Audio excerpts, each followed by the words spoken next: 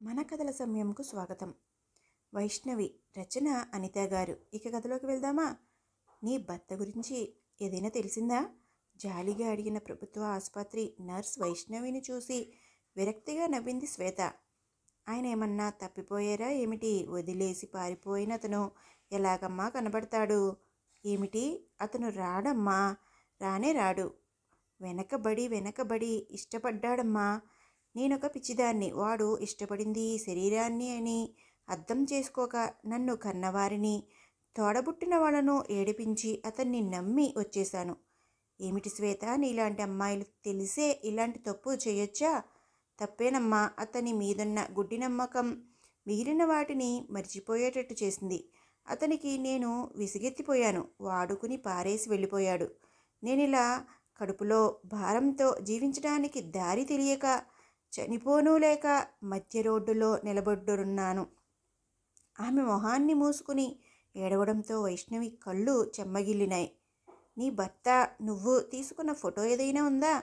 పెళ్ళికి ముందు తీసుకున్న ఫోటో ఉన్నదమ్మా. అది కూడా తీసుకురా. ఫోటో అడిగేరేమ్మా, తీసుకొచ్చాను. ఫోటో? ఓ, నీ భర్త ఫోటోనా?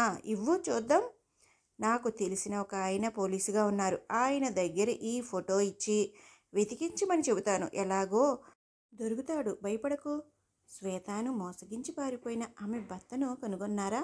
కనుగొంటే ఎలా కనుగొన్నారు? ఎవరు కనుగొన్నారు? ఎందుకు నర్స్ వైష్ణవి శ్వేత భర్తను పట్టుకోవాలని పట్టుబట్టింది? వీటన్నిటికీ సమాధానం ఈ కథ సమాధానం ఇస్తుంది. మంచి నిద్రలో ఉన్నది వైష్ణవి. తెల్లారడానికి ఇంకా సమయం ఉంది. పరుపు మీద సుఖంగా నిద్రపోతూ ఉంది. చిన్న చంద్రుడి లాంటి ముఖం, నిద్రలోనూ నవ్వుతూ ఉండి మెరిసే అందమైన ముఖం. నుదుటి వరకు వచ్చున్న తల వెంట్రుకలు గాలికి నాట్యమాడుతుంటే ఆమె మంచం చుట్టూ వాళ్ళంతా నిలబడి ఉన్నారు. ఆమె తోబుట్టువులైన సరోజ, మురళి, శృతి. వాళ్ళ చేతుల్లో కొన్ని వస్తువులు. నైట్ ల్యాంప్ ఆఫ్ చేయడం వలన గది మొత్తం చీకటి చీకటి. సరోజ మెల్లగా నసిగింది. మురళి, టైం ఎంత? 3:14.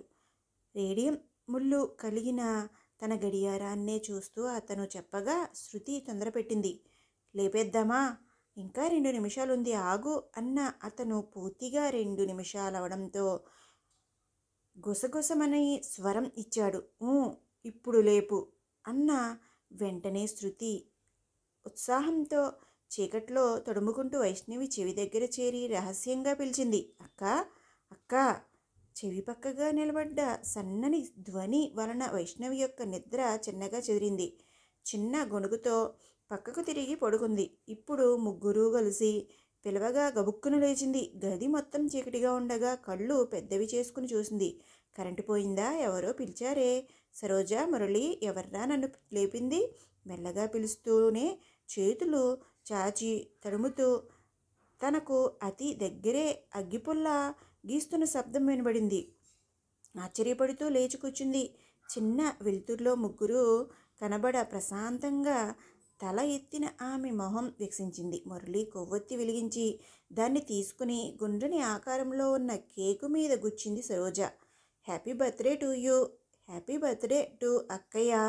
Happy birthday to you. ముగ్గురు ఒకేసారి పాడగా నిద్ర మత్తు నుండి పూర్తిగా తేరుకుని ఉత్సాహంగా నవ్వింది వైష్ణవి. ఆమె మనసు జలించింది. ఏమిట్రా ఇదంతా? మా అక్కయ్యకు ఈ రోజుతో 24 ఏళ్ల వయసు ముగిసి 25 పుట్టడంతో ఈ మంచి రోజున మేము మా అక్కయ్యను విష్ చేస్తున్నాము అని ఒళ్ళు వంచి భవ్యంగా చెప్పిన శృతిని కావలించుకుంది వైష్ణవి. థ్యాంక్ యూ రా, నేను కూడా మర్చిపోయాను. మురళి, లైట్ వేయరా? వేసేశాను అంటూ స్విచ్ నొక్కాడు మురళి. గది మొత్తం వెలుతురు వ్యాపించింది. గోడ గడియారాన్ని చూసిన ఆమె విస్తుపోయింది. ఏమిట్రా ఇది? టైము 3:30 అవుతుంది. అప్పుడే కేకుతో వచ్చారు అక్క. 3:16 నువ్వు పుట్టావట. అందుకే అదే టైంలోనే తీసుకొచ్చాము. ఎలా ఉంది? ఇదంతా బాగానే ఉంది. రాత్రి మొత్తం మేలుకొని తెల్లారిన తర్వాత కాలేజీకి వెళ్ళి నిద్రపోతావా? ఏ శృతి, నువ్వు వీళ్ళతో కలిసి గంతులేస్తున్నావా? స్కూల్లో నిద్ర వస్తే ఏం చేస్తావే? అక్క, మనందరికీ సెలవు అక్క. సెలవా? ఎందుకు? ఈరోజు శుక్రవారమే కదా. ఈరోజు ఎందుకు సెలవు? మనమే సెలవు పెట్టబోతాము. ఎందుకు? నీ పుట్టినరోజున సరదాగా గడపబోతాము. దెబ్బలు పడతాయి. ఇదేమిటి కొత్త అలవాటు? పో అక్క, ఇన్ని సంవత్సరాలు నువ్వొక్కదానివే పనికి వెళ్ళావు. అందుకని బర్త్డేలను పొదుపుగా ఒక పాయసంతో సెలబ్రేట్ చేసి ఆనందించాము. ఇప్పుడు నేను కూడా పనికి వెళ్తున్నా కదా అన్న సరోజని కోపంగా చూసింది వైష్ణవి. దానికి అందుకే కాస్త పెద్దగా సెలబ్రేట్ చేద్దామని ఐడియా వేశాము. తప్పు. ఈ చిన్న విషయానికి సెలవు పెట్టి చదువు వేస్ట్ చేయకూడదు. మొదట చదువు, తర్వాతే ఇదంతా, సరేనా? ఏంటక్క నువ్వు ఈరోజు లెక్కల పరీక్ష ఉందక్క, దాని నుంచి తప్పించుకుందామనిపిస్తే అని ముద్దుగా నసిగిన శృతి యొక్క చెవును నొప్పి పుట్టకుండా మెలేసింది వైష్ణవి.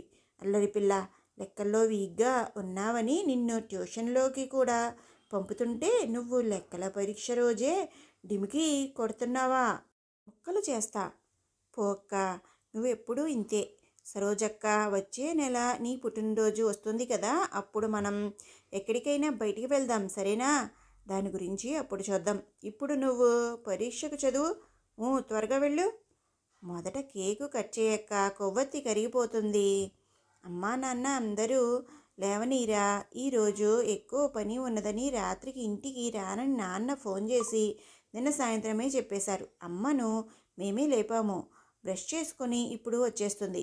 ఏమిటి మురళి, అమ్మను ఎందుకు ఇలా అర్ధరాత్రి లేపారు? పాపం రా. అలా బాగా గడ్డిపెట్టమ్మా. గాడిదలు పెరుగుతున్న కొద్దీ చిన్నపిల్లలు అవుతూనే వెళ్తున్నారు అంటూ చీర కొంగుతో ముఖం అద్దుకుంటూ లోపలికి వచ్చింది తల్లి మేనక. ఎంతో కొంత పోయే నిద్రను కూడా భంగం కల్పించిన పరిస్థితిలోనూ ఆమె ముఖం అందంగానూ కళాకాంతులతోనూ ఉన్నది. చురుకుదనం, వాత్సల్యము నెలకొని ఉన్న నడిచే దేవత. ఆ కుటుంబంలోని మొత్తం మెంబర్స్కు తండ్రి చక్రవర్తితో కలిపి మేనక మాత్రమే ఆధారం. మేనకాకు భర్త, పిల్లలే లోకం. వాళ్లకు మేనక మాత్రమే లోకం. తల్లిని చూసిన వెంటనే మంచం దిగి పాదాలకు మొక్కింది వైష్ణవి. ఆశీర్వదించమ్మా, మహారాణిలా ఉండరా. ఈ పుట్టినరోజు నువ్వు సంతోషంగా ఉండాలి అని కూతురి నుదుటి మీద ముద్దు పెట్టి విష్ చేసింది. సరి త్వరగా వచ్చి కేకు కట్ చేయక్క. నేనింకా బ్రష్ కూడా చేయలేదే. నువ్వు బర్త్డే బేబీవి, బ్రష్ చేసుకోకపోతే తప్పులేదు. రా అక్క. నాన్న రావడానికి రేపు రాత్రి అవుతుంది. ఈలోపు నీ పుట్టినరోజు అయిపోతుంది. అవునమ్మా, నాన్నకు 2 రోజులు పూర్తిగా పని ఉందట. నువ్వు కేక్ కట్ చెయ్యి. పాపం ఇంతసేపు మేలుకునే ఉన్నారే, ఆకలిస్తుంది. చూసావా, అమ్మ అంటే అమ్మే. మన ఆకలిని కరెక్ట్గా కనిపెట్టేసింది చూడు. సరోజ తల్లిని మెచ్చుకుంది. సరి అక్కయ్య కేక్ కట్ చేయబోతుంది. అందరూ బర్త్డే పాట పాడండి అనగానే అందరూ చప్పట్లు కొట్టి విష్ చేశారు. ప్లాస్టిక్ కత్తితో కేక్ కట్ చేసింది వైష్ణవి.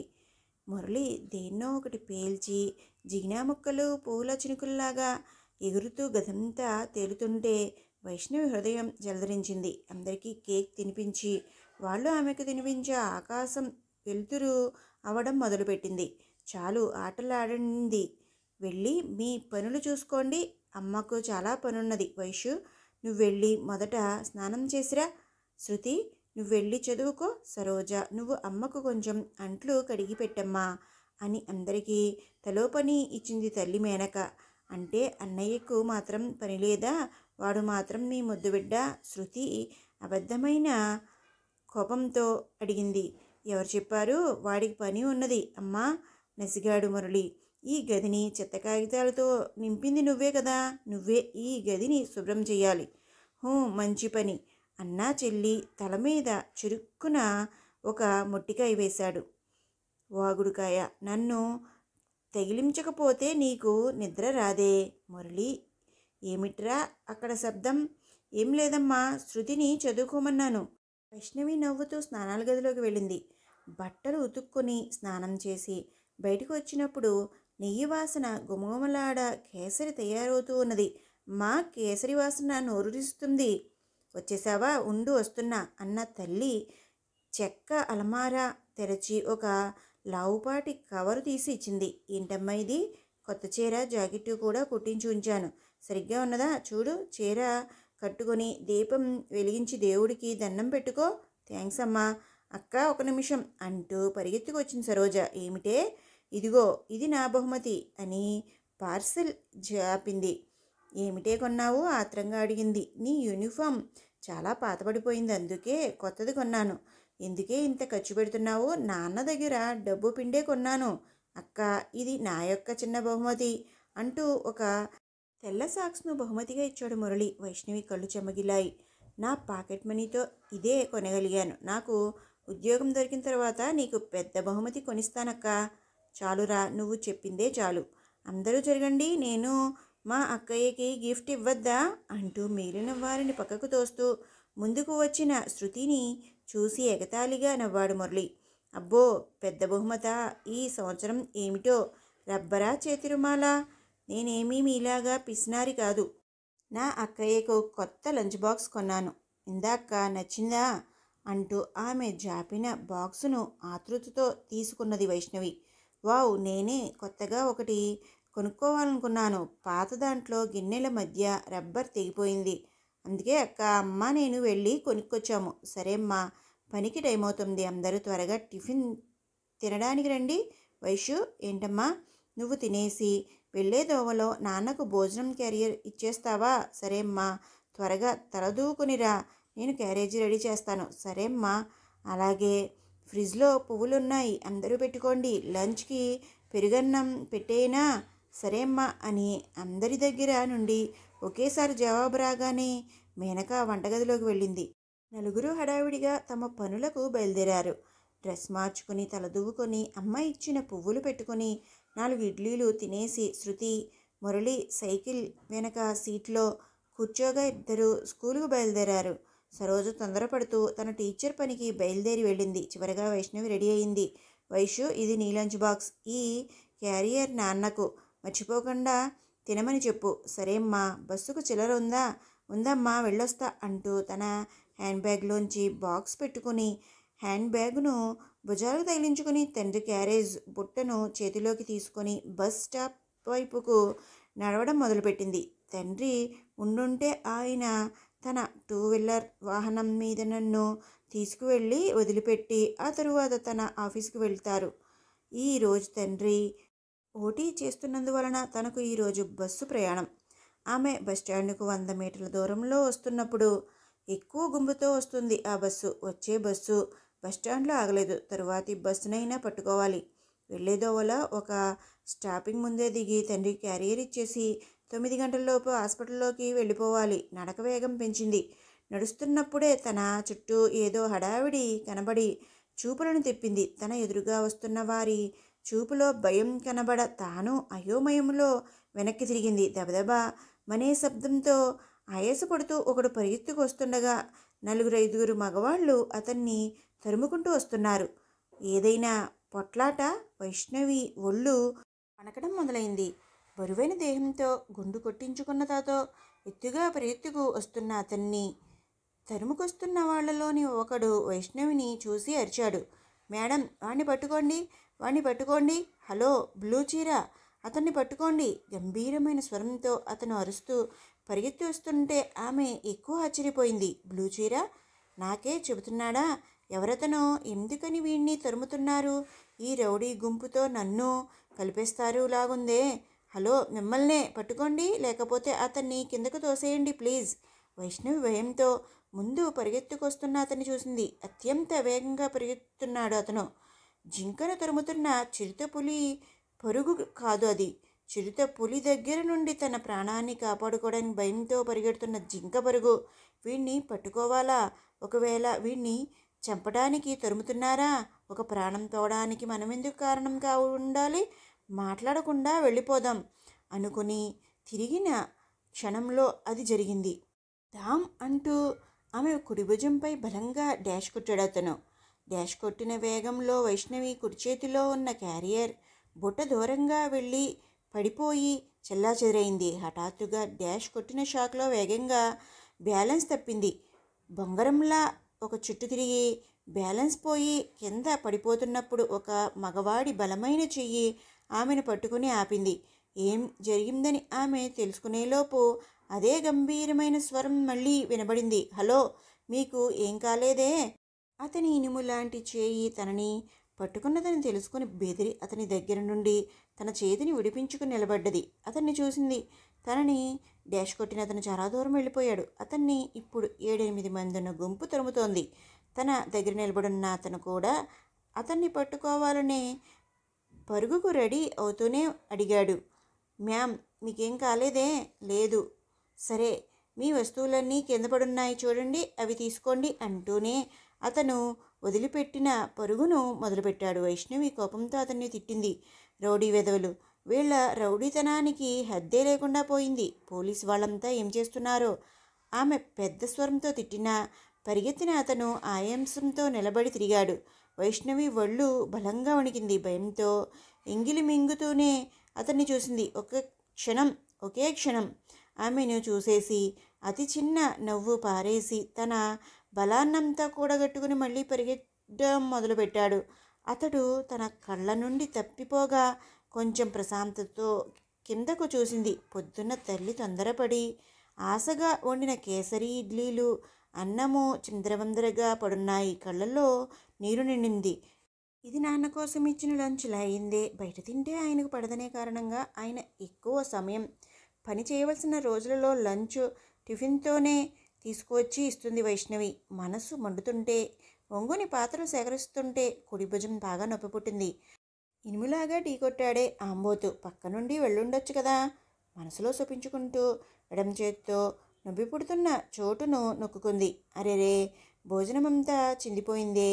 ఏమ్మా, ఇది లంచ్ భోజనమా? రోడ్డు మీద నిలబడ్డ వారు అడగగా తల ఊపింది. అవును. మీ ఇల్లు ఎక్కడమ్మా? ఇక్కడే పక్కనే. అయితే ఇంటికి వెళ్ళి వేరే భోజనం తీసుకుని వెళ్ళమ్మా అన్నారు ఒకరు. కాలం చెడిపోయిందమ్మా. ఈ రోజుల్లో ఆడవాళ్ళు పట్టపగలు కూడా తిరగలేకపోతున్నారు. కరెక్టే. ఆ బండ వెధవ ఎలా ఢీకొట్టి వెళ్తున్నాడో చూసారా? మంచి కాలం ఇంకో రౌడీ వెధవ పట్టుకున్నాడు. లేకపోతే ఈ అమ్మాయి రోడ్డు మీద పడుండేది. భోజనం పోతే పోయింది, వదిలమ్మా, నీకేం జరగలేదు కదా. అంతవరకు సంతోషం. ఒక్కొక్కరు ఓదార్పు మాటలు చెప్పగా మౌనంగా ఇంటివైపు నడవడం మొదలుపెట్టింది. మంచికాలం ఆ బండోడు పడిపోకుండా పట్టుకున్నాడు. అతను పట్టుకున్న ఎడం చేయి చురుక్కుమంటుంది. చూపులు నేచురల్గా ఆ చోటుకి వెళ్ళగా ఎడం చేతికి కొంచెం కింద అతను పట్టుకున్న చోటు కొంచెంగా కందిపోయింది. మూర్ఖపు పట్టు, ఇనుప చేతులు. ఖచ్చితంగా అతను ఒక రౌడీనే. పుట్టినరోజు నాడు రౌడీ ముఖాన్ని చూడవలసి వచ్చిందే. మనసులో అతన్ని తిట్టుకుంటూ ఇల్లు చేరుకుంది. తల్లి దగ్గర పూర్తి వివరం చెబితే భయపడుతుందని, కాలు స్లిప్ అవ్వడం వలన భోజనం బుట్ట కింద పడింది అని చెప్పి అమ్మను నమ్మించింది. మేనక ఆందోళన చెంది కూతురి నుదుటి మీద కొంచెం విభూతి రాసి తల మీద కూడా కొంచెం జల్లింది. క్యారేజ్ గిన్నెలు తోమి మళ్ళీ భోజనం నింపి సాగనంపింది. పరుగులాంటి నడకతో బస్సు ఎక్కి జనం గుంపుల్లో చిక్కుకొని నలిగి కంపెనీకి వెళ్ళి భోజనం క్యారేజ్ ఇచ్చింది. తండ్రి దగ్గర నిలబడి మాట్లాడే సమయం లేక ఆయాసపడుతూ పరిగెత్తి వచ్చి ప్రభుత్వ ఆసుపత్రి లోపలికి వెళ్ళినప్పుడు టైము 10:30 అయిపోయింది. ఆగకుండా పరిగెత్తి తాము దుస్తులు మార్చుకునే గదికి చేరుకుని అలమార్లో ఉన్న తన తెల్ల దుస్తులను తీసుకొని తన వస్తువులను అందులో పెట్టి తాళం వేసి తెల్ల దుస్తులు నర్సుతో జడను గుండ్రంగా చుట్టించుకుంటున్నప్పుడు ఆమె సహోద్యోగి సంధ్య నర్సు వచ్చింది. ఏమిటి సిస్టర్, ఇంత ఆలస్యం చేశారు? సారీ సంధ్య, వచ్చేదారిలో ఒక చిన్న ప్రమాదం, అందుకే ఆలస్యమైపోయింది. మాట్లాడుతూ వార్డులోకి వచ్చింది. ప్రమాదమా? దెబ్బ తగిలిందా? లేదు, చిన్నగా తగిలింది. చీఫ్ డాక్టర్ వచ్చారా? మీకు మంచి టైము, ఇంకా రాలేదు. రిజిస్టర్లో సంతకం పెట్టండి. థ్యాంక్ యూ సంధ్య, నా వల్ల నీకే శ్రమ. నేను 9ంటికి రావాల్సింది అంటూ డాక్టర్ రూమ్లోకి వెళ్ళి అటెండెన్స్ రిజిస్టర్లో సంతకం పెట్టింది. సరే సంధ్య, ఇక నేను చూసుకుంటాను, నువ్వు బయలుదేరు. సరే సిస్టర్, పేషెంట్లు పేర్లు ఇందులో రాసుంచాను. సరే సిస్టర్. లోపల డ్రెస్సింగ్ రూమ్లో ఒక పేషెంట్ ఉన్నాడు. కాలుకి దెబ్బ తగిలింది, కట్టు వేయండి. ఇంజెక్షన్ వేశాను. సరే, నేను చూసుకుంటా, నువ్వు వెళ్ళిరా. నా వలనే నీకు ఆలస్యమైంది, సారీ అమ్మా. పర్వాలేదు సిస్టర్, ఈరోజు పుట్టినరోజు అని చెప్పవరే, గుడికి వెళ్ళొచ్చారా? లేదు, సాయంత్రం వెళ్తా. నేను ఎప్పుడులాగానే కరెక్ట్ టైంకి ఇంట్లోంచి బయలుదేరాను. వచ్చే దారిలో కొంతమంది రౌడీలు రోడ్డు మీద గొడవ పడ్డారు. ఒకరిని 7-8 మంది తరుముతూ వెళ్ళారు. అందులో ఒకడు నన్ను ఢీకొట్టేసి వెళ్ళిపోయాడు. అయ్యో. తర్వాత భోజనం అంతా రోడ్డు మీద పడిపోయి వేస్ట్ అయిపోయింది. తిరిగి ఇంటికి వెళ్ళి భోజనం కట్టించుకుని నాన్న దగ్గర ఇచ్చేసి రావడానికి ఆలస్యమైంది. పర్వాలేదు సిస్టర్, ఇప్పుడు పావు తక్కువ 9 వచ్చేస్తారు. ఈరోజు రాకపోయేసరికి లీవ్ తీసుకున్నారేమో అనుకున్నా. లేదు లేదు, చెప్పకుండా ఎప్పుడూ లీవ్ తీసుకోను. Happy birthday sister. Sandhya Vaishnavi చేతులు పుచ్చుకొని షేక్ హ్యాండ్ ఇస్తూ నవ్వుతూ చిన్నగా మొహాన్ని చిన్నబుచ్చుకుంది వైష్ణవి. Thank you sister. ఒక ఆంబోతు వచ్చి డాష్ ఇవ్వడంతో భుజం దగ్గర చాలా నొప్పిగా ఉంది. ఇంకో ఆంబోతు నన్ను కింద పడకుండా పట్టుకున్న చోట కూడా నొప్పి పుడుతుంది. నొప్పి ఇంజెక్షన్ వేయిన సిస్టర్? వద్దు, నువ్వు బయలుదేరు, నేను ఇంటికి వెళ్ళి ట్యాబ్లెట్స్ వేసుకుంటా. అవును, ఆ పేషెంట్ ఎక్కడున్నారు? ఇదిగో ఇక్కడే. గదికి మధ్యగా వేయబడి ఉన్న పచ్చరంగు తెరను చూపించింది సంధ్య. అయ్యయ్యో, పేషెంటు ఉంచుకొనే ఇంతసేపు మాట్లాడుతున్నామా? నువ్వెళ్ళు, నేను చూసుకుంటాను అంటూ ఆమెను బయటకు పంపించి మందులున్న ట్రేతో తెరను పక్కకు లాగి లోపలికి వెళ్ళిన ఆమె బలంగా అదిరిపడ్డది. ఆసుపత్రిలో పేషెంట్లను పరీక్షించే బెడ్ మీద కూర్చుని కుడికాలును మాత్రం జాపుకునున్నాడు అతను పొద్దున్న ఆమె చేతిని పుచ్చుకొని ఆమెను కింద పడకుండా ఆపినతను. వైష్ణవికి ఒళ్ళు చెమటలు పట్టింది. అయ్యో, ఇతనా? వీడిని పెట్టుకొని వీడి గురించి మాట్లాడాము. ఏం చెబుతాడో భగవంతుడా. డాక్టర్ కూడా ఇంకా రాలేదే. వీడి దగ్గర ఒంటరిగా వచ్చి చిక్కుకుపోయానే. అశ్విన్ యొక్క మొహమే వికసించింది. పొద్దున చూసిన బూరుగదూది చేతులకు సొంతమైనదా ఈమె? ఎంత మెత్తన చిన్నపిల్ల యొక్క లేత చేతులు ముట్టుకున్నట్టు జలధరించిందే. మళ్ళీ ఆమెను చూడడంతో అతను మనసు కుతూహలం చెందింది. చేతిలో మందులతో ఆమె భయపడుతూ నిలబడున్న అవతారం మరింత ఎక్కువ నవ్వును తెప్పించి చిన్నగా నవ్వాడు. హలో, నన్ను చూస్తే రౌడీలాగా ఉన్నాను? అతను అదే గంభీర స్వరంతో అడగగా ఆందోళనతో కాదన్నది. లేదే. మరి ఇప్పుడు ఆ సిస్టర్ దగ్గర ఏం చెప్పారు?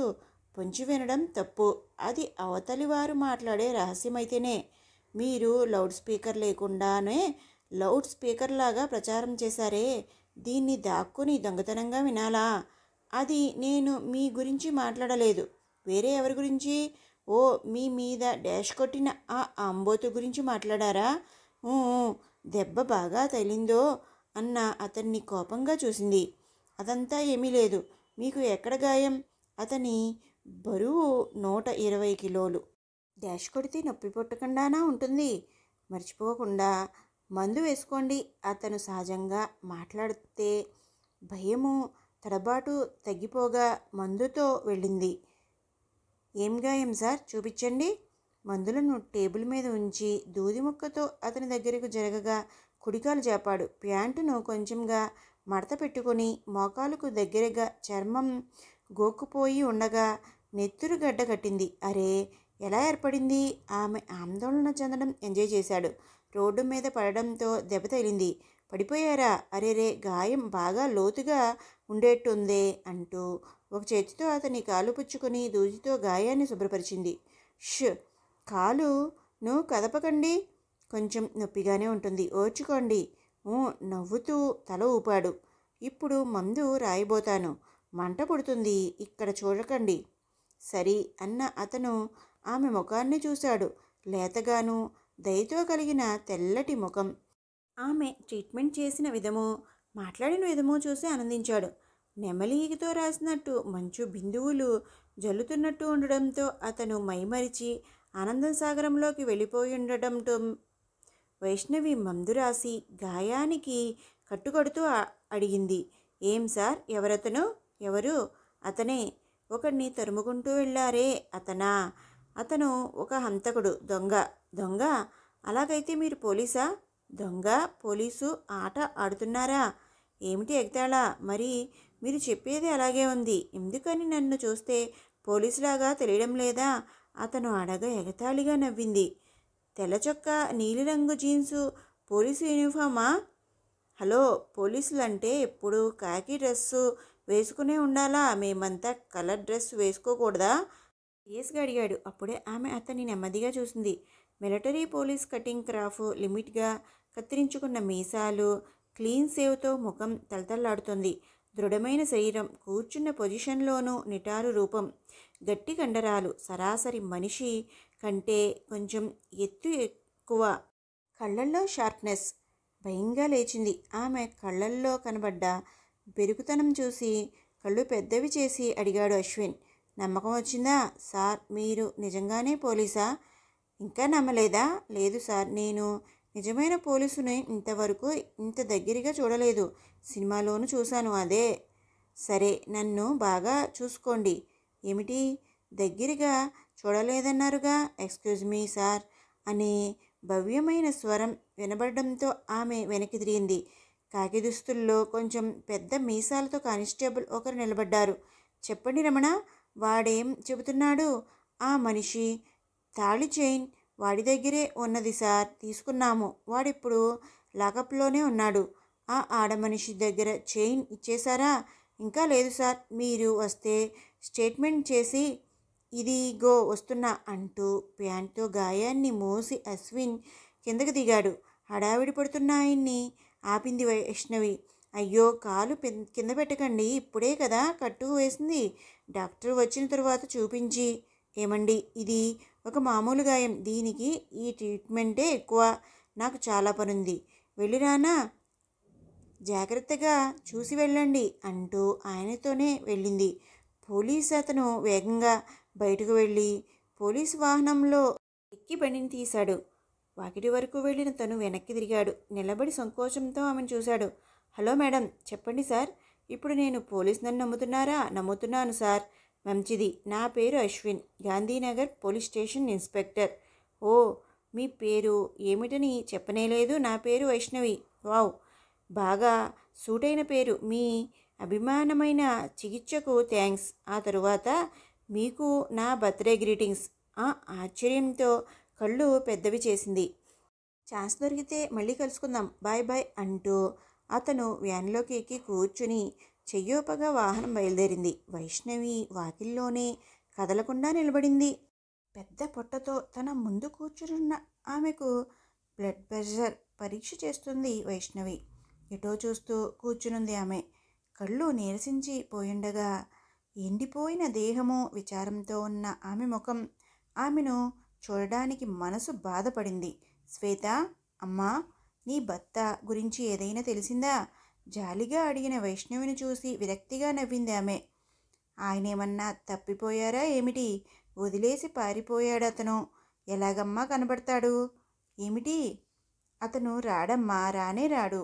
వెనకబడి ఇష్టపడ్డాడమ్మా. నేను ఒక పిచ్చిదాన్ని. వాడు ఇష్టపడింది నా శరీరాన్ని అని అర్థం చేసుకోక నన్ను కన్నవారిని తోడబుట్టిన వాడను ఏడిపించి అతన్ని నమ్మి వచ్చేశాను. ఏమిటి శ్వేత, నీలాంటి అమ్మాయిలు తెలిసే ఇలాంటి తప్పు చేయొచ్చా? తప్పేనమ్మా. అతని మీదున్న గుడ్డి నమ్మకం మిగిలిన వాటిని మర్చిపోయేటట్టు చేసింది. అతనికి నేను విసిగెత్తిపోయాను. వాడుకుని పారేసి వెళ్ళిపోయాడు. నేనిలా కడుపులో భారంతో జీవించడానికి దారి తెలియక చనిపోనూ లేక మధ్యలో రోడ్డులో నిలబడున్నాను. ఆమె ముఖాన్ని మూసుకుని ఏడవడంతో వైష్ణవి కళ్ళు చెమ్మగిలినాయి. శ్వేత ముఖాన్ని జాలిగా ముట్టుకుంది. షూ, ఏడవకూడదు. ఇలా నువ్వు ఏడిస్తే అది నీ బిడ్డనే బాధ పెడుతుంది. ఏడవకమ్మా. నర్సమ్మ, నాకు ఒక సహాయం చేస్తారా? ఏం చేయాలి చెప్పు. దీన్ని ఇకపై ఏం చేయలేమా అమ్మా? తన కడుపు ముట్టుకొని చూపించి ఆమె అడగగా తల్లడిల్లిపోయింది వైష్ణవి. ఏయ్, ఏమిటా మాటలు? నాకు ఇది వద్దమ్మా, ఇది వద్దు. అయ్యో, ఏమిటిది? ఇన్ని రోజులు లేనిది ఇప్పుడేమిటి? నేను ఈరోజు వస్తాడు, రేపు వస్తాడు అని ఏదో నమ్మకంతో కాచుకున్నాను. కానీ అతను ఇక రాడు. ఏం? వాడు ఇంకో పెళ్లి చేసుకుంటాడట. శ్వేత వెక్కి వెక్కి ఎడవగా ఆశ్చర్యపోయింది వైష్ణవి. శ్వేత, ఏం చెబుతున్నావు? అవునమ్మా, ఇక మీదట వాడిని వెతకకూడదట. పెళ్లి చేసుకుని కొత్త భార్యతో వేరే ఊరికి వెళ్ళిపోయాడట. ఇదంతా నీకు చెప్పింది ఎవరు? అతని స్నేహితుడు. నా పెళ్ళప్పుడు కూడా అతను ఉన్నాడు. అవును, నీ పెళ్ళి ఏ రిజిస్టర్ ఆఫీస్లో జరిగింది? అక్కడ అంతా పిలుచుకు వెళ్ళలేదమ్మా. రోడ్డు అంచులో ఉన్న వినాయకుడి గుడిలోకి తీసుకెళ్లి తాళి కట్టాడు. ఏమిటి శ్వేత, ఇలానా మోసపోయేది? లేదమ్మా, నేను అడిగాను. దానికి అతను చెప్పాడు, ఇంట్లో అన్నయ్యను ఉంచుకొని నేను పెళ్లి చేసుకుని వెళ్ళి నిలబడితే మనల్ని ఎలా ఇంట్లోకి రానిస్తారు? అందుకని అన్నయ్యకు పెళ్ళి జరిగేంత వరకు వచ్చుకో, ఆ తరువాత ఇంట్లో చెప్పి ఊరంతా పిలిచి గొప్పగా పెళ్లి చేసుకుందామని చెప్పాడు. ఇప్పుడు వాళ్ళ అన్నయ్యకు పెళ్లి జరిగిందా? తెలీదమ్మా. ఇతను వెళ్ళిపోయి 4 నెలలు దాటిందమ్మా. నర్సమ్మ, చాలాసేపటి నుండి కూర్చున్నాం. సూది వేసి పంపమ్మా. గదికి బయట నుండి మాట వినబడగా శ్వేతకు వేయాల్సిన టీకాను తీసింది వైష్ణవి. చీరను కిందకు దించు శ్వేత, సూది వేయాలి అంటూ మందు నింపుకుని దూదితో వచ్చింది. సూది వేసి దూదితో నొక్కింది.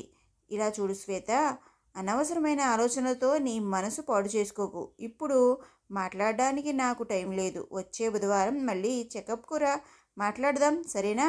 దీన్ని ఏమీ చేయలేమమ్మా. ఇప్పుడు 7వ నెల, బిడ్డ పూర్తి రూపం వచ్చేసింది. ఇప్పుడు పోయి ఇలా అడగొచ్చా? ఇది నీ బిడ్డ శ్వేత, ఆ చండాలుడి విత్తనమమ్మా. నీ రక్తం ప్రాణం కలిపి పుట్టబోయే బిడ్డ నీకులాగానే ఉంటుంది. వద్దమ్మా, నాకులాగా మోసపోయే గుణంతో పుట్టి కష్టపడకూడదు. నా కష్టం నాతోనే పోని, ఇది నాకు వద్దు. సరే సరే, ఏడవకు. ఇప్పుడు ఇంటికెళ్ళు. వచ్చే వారం ఒక 12 గంటలకు రా. సావధానంగా మాట్లాడుకుందాం. సరేనమ్మా. తర్వాత నీ భర్త నువ్వు తీసుకున్న ఫోటో ఏదైనా ఉందా? పెళ్ళికి ముందు తీసుకున్న ఫోటో ఉందమ్మా, అది కూడా తీసుకురా. దేనికమ్మా? నేను తెలిసిన చోట వెతుకుతాను. ఇక ఇప్పుడు వెతికి ప్రయోజనం ఏంటమ్మా? మొదట వాడు దొరకని తరువాత ఏం చెయ్యాలని ఆలోచిద్దాం. మర్చిపోకుండా ఫోటో తీసుకురా. సరేనమ్మా. చీరను సరిచేసుకుంటూ శ్వేత బయటకు వెళ్ళిపోగా తన పనిలో లీనమైపోయింది వైష్ణవి. లంచ్ టైం వరకు కూర్చోడానికి కూడా సమయం లేనంతగా పని. ఎంతోమంది పేషెంట్లు, రకరకాల వ్యాధులు, పిల్లలు, పెద్దవాళ్ళు, మగవాళ్ళు, ఆడవాళ్ళు అంటూ ఎవరినీ వదిలిపెట్టని వ్యాధులు. పేషెంట్లతోనూ మందు మాత్రలతోనూ పొర్లి మధ్యాహ్నం 2 గంటలకు పైన రెస్ట్ దొరికింది. కాళ్ళు చేతులు శుభ్రంగా కడుక్కొని లంచ్ బాక్స్ తీసుకున్నప్పుడు మేడ మీద నుండి 2 నర్సులు పరిగెత్తుకొచ్చారు. సిస్టర్, డాక్టర్ వెళ్ళిపోయారా? ఇప్పుడే వెళ్ళారు. ఏమైంది? నిన్న సాయంత్రం ఒక అమ్మాయి బిడ్డ పుట్టిందే. పేషెంట్ పేరు కూడా కామాక్షి. అవును, ఆమెకేమిటి ఇప్పుడు? బిడ్డను వదిలేసి వెళ్ళిపోయింది. ఏమిటి? హడావిడిగా లేచింది వైష్ణవి. అవును సిస్టర్, బాత్రూమ్కి వెళ్ళొస్తానని చెప్పి వెళ్ళి 2 గంటలైంది, తిరిగి రాలేదు. బిడ్డ బాగా ఏడుస్తుంది సిస్టర్. భగవంతుడా! లంచ్ను అలాగే పెట్టేసి మేడపైకి పరిగెత్తింది. మొదటి అంతస్తు పూర్తిగా ప్రసూతి వార్డు. కొత్తగా ఈ భూమి మీదకు వచ్చి దిగిన చిన్న జీవుల తల్లి ఒడులలోనూ చేతుల్లోనూ సుఖంగా ఒదిగుంటే ఆ ఒక్క బిడ్డ మాత్రం కొట్టుకుంటోంది. ఏడ్చి ఏడ్చి గొంతు ఎండిపోవడం వలన స్వరం పూర్తిగా సన్నబోయింది. ఒళ్ళు మనసు కంపించి పరిగెత్తుకు వెళ్ళి ఆ బిడ్డను ఎత్తుకుని తన గుండెలకు హత్తుకుంది వైష్ణవి. పుట్టి ఒకరోజు కూడా అవని లేత బిడ్డ. బరువు చాలా తక్కువగా ఉన్న ఆ బిడ్డ కొమ్మలు కొమ్మలుగా ఉన్న కాళ్ళును చేతులను ఆడిస్తూ అది ఏడుస్తున్న విధం గుండెను పిండేసింది. ఏమ్మా, ఆ అమ్మాయి ఎప్పుడు వెళ్ళింది? ఏదైనా చెప్పి వెళ్ళిందా? దగ్గరున్న మహిళ దగ్గర అడిగింది. బాత్రూమ్ వెళ్తున్నామమ్మా అని చెప్పింది. రానే లేదు. పాపం బిడ్డ 1 గంట సేపటి నుండి ఏడుస్తోంది. ఏమిటి, 1 గంట సేపటి నుంచా? అయ్యో, గొంతు ఎండిపోయిందేమో. ఏమ్మా, ఎవరైనా ఒకళ్ళు ఈ బిడ్డకు పాలివ్వండమ్మా అన్న వెంటనే వార్డు మొత్తం గప్చుప్. ఒకళ్ళ దగ్గర నుండి సమాధానం లేదు. 30 తల్లులు ఉండి ఒక్కరు పాలు ఇవ్వడానికి ముందుకు రాలేదు. బిడ్డ అరుపులు మాత్రం వినబడుతూనే ఉండడంతో బాధగా లేచింది. దగ్గర నిలబడ్డ మరో నర్సును పిలిచింది. గాయత్రి సిస్టర్, మెడికల్ షాపుకు వెళ్ళి ఒక పాల డబ్బా కొనుక్కురండి త్వరగా. నర్సమ్మ, బిడ్డను ఇలా ఇవ్వండి అన్న స్వరం వచ్చిన దిక్కువైపు చూసింది. నేల తుడిచే పని మనిషి నిలబడింది. మంగమ్మ, పాల డబ్బా కొనుక్కొచ్చి అది కలిపి ఇచ్చేలోపు బిడ్డకు శ్వాస అడ్డుపడుతుంది. ఇవ్వండమ్మా, నేను బిడ్డను కన్నదానినేగా అన్న మనిషి దగ్గర నీరు నిండిన కళ్ళతో బిడ్డను జాపింది. మంగమ్మ నేల మీద కూర్చుని బిడ్డ ఆకలి తీర్చి ఖాళీగా ఉన్న మంచం మీద కూర్చొని నెత్తి మీద చేతులు పెట్టుకుంది వైష్ణవి. కళ్ళ వెంట ధారగా కన్నీరు. గత 2 ఏళ్లలో ఇది 17వ బిడ్డ. అదెలా? 10 నెలలు మోసి విపరీతమైన నొప్పులు భరిస్తూ కని ఇలా అనాథలాగా పడేసి వెళ్ళిపోతున్నారు. ఎలా కుదురుతోంది వీళ్ళ వల్ల? బిడ్డ భాగ్యం లేదేనని బాధపడి వ్రతాలు ఉండి గుడులు గోపురాలు చుట్టూ తిరుగుతున్న వాళ్ళ కడుపును పండించడం లేదు ఈ దేవుడు. కానీ కన్నబిడ్డలనే చెత్తకుప్పలాగా ఎత్తిపారేస్తున్న వారికేమో అడగకుండానే ఇస్తున్నాడే, ఇది ఏం న్యాయం? కొద్ది క్షణాల సుఖానికి బానిసైపోయి తప్పుదోవలో వెళ్ళి దానికైన గుర్తును అనాథలాగా ఏడిపించి వదిలేసి వెళ్ళిపోతున్నారే. పుట్టింది ఆడపిల్ల అని వెళ్ళిపోతుందా, లేక ఆమె చేసిన తప్పుకు సాక్ష్యం దొరకకూడదని తప్పించుకుపోతున్నారా? ఎందుకని పారిపోయావు అమ్మాయి? మీలాంటి అమ్మాయిల వలన మహిళా జాతే తల వంచుకుంటోంది. ఆడవారే దేవుడంటూ ఓర్పులో భూదేవి అంటూ చెబుతారే, మరి ఈరోజు ఎందుకంత దుఃఖము వ్యధ? ఇక ఈ బిడ్డగతి ఎప్పుడూలాగానే ఆశ్రమంలో అప్పగించబడుతుంది. స్వయం కట్టుబాటు లేని ఆడదానికి, నయవంచక మగవాడికి పుట్టిందే ఒక కారణం కోసం జీవితాంతం ఈ బిడ్డ అనాథ అనే బిరుదు మోసుకుంటూ జీవించే కావాలి. దీనివల్ల మనసు గాయపడ్డ ఎందరు బిడ్డలు నేరస్తులుగా మారారో వాళ్ళ మనోపరిస్థితి చెడిపోతుందే. దీన్నెందుకు ఎవరూ ఆలోచించరు? నర్సమ్మ, ఇదిగోండి. మంగమ్మ జాపిన బిడ్డను చేతులకు వణకగా తీసుకుంది. ఎక్కువసేపు ఏడ్చిన అలసటతో కడుపు నిండి తృప్తిగా భద్రమైన చేతుల్లో ఉన్నామనే నమ్మకంతో బిడ్డ గాఢ నిద్రలోకి వెళ్ళిపోయింది. మధ్య మధ్య ఆ బిడ్డ ఎద చిన్నగా వెక్కడంతో అది ఎంతసేపు ఏడ్చిందోనన్నది గుర్తుకొచ్చి మళ్ళీ కన్నీళ్లు పెట్టుకుంది వైష్ణవి. ఇంతలో చీఫ్ డాక్టర్కు సమాచారం అందింది. ఆయన ద్వారా మామూలుగా వచ్చే పోలీసు శాఖ అనాథ ఆశ్రమ నిర్వాహ వచ్చే చేరినా బిడ్డను తన ఒడిలో నుండి దింపనే లేదు వైష్ణవి. ఎప్పుడూ చేసే విచారణ పూర్తి చేశారు. కొన్ని కాగితాలలో సంతకం పెట్టి పోలీసు అధికారులతో అనాథ ఆశ్రమం యొక్క మహిళ వైష్ణవి దగ్గరగా వచ్చింది. Excuse me mister. చటుక్కున తల ఎత్తింది. కళ్ళల్లో నీళ్లతో నిలబడ్డ ఆమెను ఆశ్చర్యంగా చూశాడు ఇన్స్పెక్టర్ అశ్విన్. అతన్ని మళ్ళీ చూడడంతో తుల్లిపడి మంచం నుండి కిందకు దిగింది వైష్ణవి. ఏమైంది? ఎందుకు ఇంత కన్నీరు? సన్నటి స్వరంతో అతను అడగగా జవాబు చెప్పలేక చేతిలో ఉన్న బిడ్డను చూపింది. పుట్టిన కొద్ది నిమిషాలే అయిన బిడ్డను చూసి అతని మొహము వాడిపోయింది. తాను అనాథ అయిపోయాను అనేది తెలియక చేతులను గట్టిగా మూసుకుని ఆ బిడ్డ నిద్రపోతున్న విధం అతని గుండెను అదిమింది. గబుక్కున నిట్టూర్పు విడుస్తూనే కళ్ళతో సైగ చేశాడు. మేడం, బిడ్డను తీసుకోండి. Yes sir. ఇవ్వండి ఈ సిస్టర్. ఆ మహిళ చేతులు జాపి నిరాకరించు మనసుతో చేతిలో ఉన్న బిడ్డను చూసింది. కళ్ళల్లో నీళ్లు తిరగగా పెదాలను ఖర్చుకుంటూ తనని తాను కట్టుబరుచుకుంది. నుదుటి మీద మెల్లగా ఒక ముద్దు పెట్టి బిడ్డను ఇచ్చింది. మనసు నొప్పి పుట్టింది. గట్టిగా ఎడవాలనిపించింది. ఎవరిని తలెత్తి చూడకుండా వేగంగా బయటకు వచ్చి బయటవైపున్న రెస్ట్ రూముకు వెళ్ళి తలుపు వేసుకుంది. ఆమె చేష్టలను చూసి చూడనట్లు మామూలు ఫార్మాలిటీస్ ముగించుకుని డాక్టర్ల దగ్గర సెలవు తీసుకుని బయటకు వచ్చాడు అశ్విన్. బయటకు వస్తున్నప్పుడు రెస్ట్ రూమ్లో నుండి వైష్ణవి ఏడుపు వినబడింది. ఆ శబ్దంతో అతను మనసు కూడా నొప్పి పుట్టింది. తల్లి ఒడిలో తల పెట్టుకుని ఏడుస్తుంది వైష్ణవి. కూతురి తల మీద చేయి పెట్టి ఓదార్స్తుంది తల్లి మేనక. వైష్ణవి, ఏమిటమ్మా ఇది? పసిపిల్లలాగా.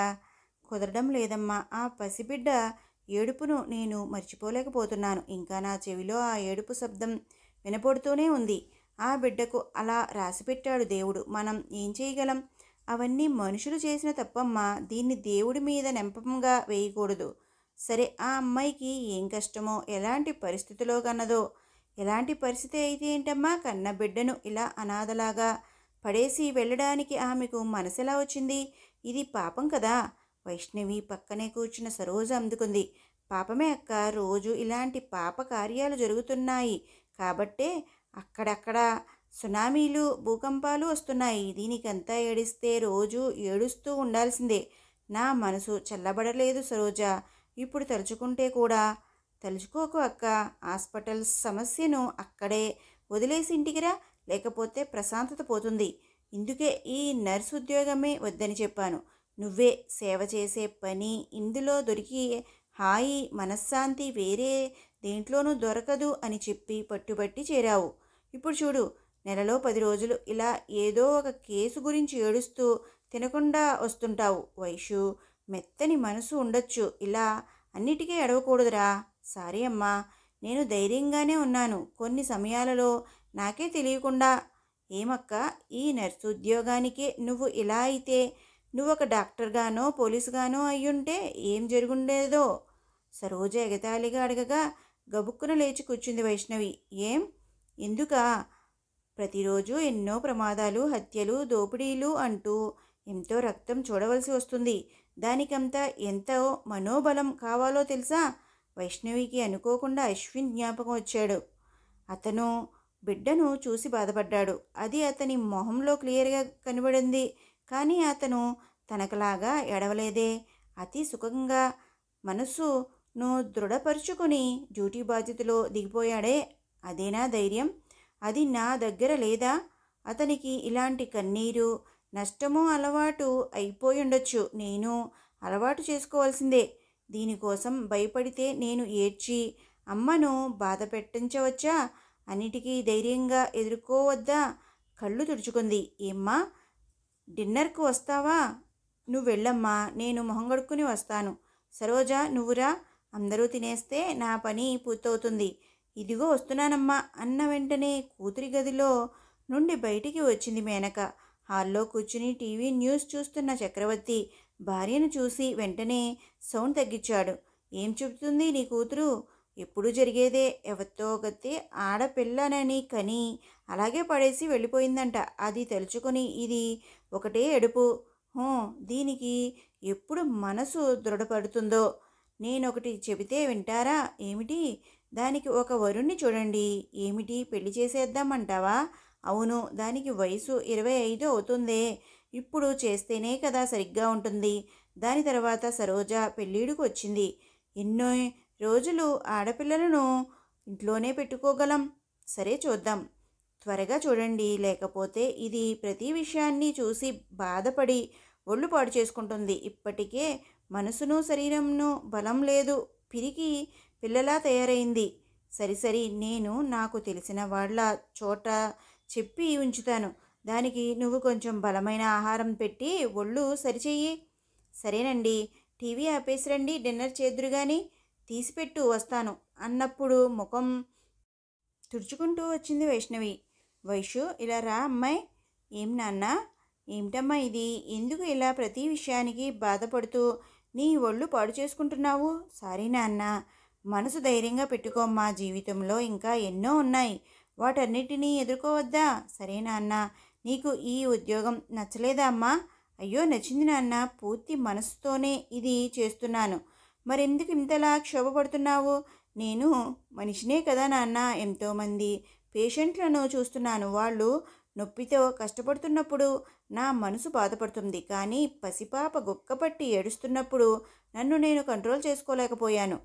దాని ఏడుపును దాంతో మాట్లాడి సరిచేశాము కదా. మీరెందుకు మళ్ళీ ప్రారంభిస్తున్నారు? భర్తను మేనక ముద్దుగా ఖండించడంతో ఆ మాటలు ముగింపుకు వచ్చినాయి. మరుసటి రోజు పొద్దున్న ఉత్సాహంగా తయారై తండ్రి యొక్క ట్రూ వీలర్లో వెళ్ళి ఆసుపత్రి వాకిట్లో దిగినప్పుడు పోలీసు వాహనం నిలబడింది. మనసులో అలజడి మొదలవగా నాన్నకు చెయ్యి ఊపి బై చెప్పి లోపలికి వస్తున్నప్పుడు ఎదురుగా యూనిఫామ్లో గంభీరంగా వచ్చాడు అశ్విన్. ఆ డ్రెస్సు ఖచ్చితంగా అతనికి సూట్ అయింది. అది అతన్ని ఇంకొంచెం గంభీరంగా చూపించింది. అతను తిన్నగా తన వైపు రావడంతో అయిష్టంగానే నవ్వింది. Good morning sir. Very good morning. అతను నవ్వాడు. ఏమిటి సార్ పొద్దున్నే ఇంత దూరం? ఒక చిన్న ఎంక్వైరీ. దేని గురించి? నిన్న జరిగిన సంఘటన గురించి సార్. ఆ అమ్మాయిని కనిపెట్టేశారా? లేదు, ఆసుపత్రిలో ఆ అమ్మాయి ఇచ్చిన అడ్రస్ ఫేక్. పేరు కూడా నిజమైన పేరుగా ఉంటుందని నమ్మకం లేదు. అప్పుడు ఆ బిడ్డ? అది జాగ్రత్తగా ఉంది. ఏమీ సమస్య లేదు. ఆమె మౌనం అయింది. మిస్ వైష్ణవి సార్, మిమ్మల్ని చూస్తుంటే గర్వంగా ఉంది. ఎందుకు సార్?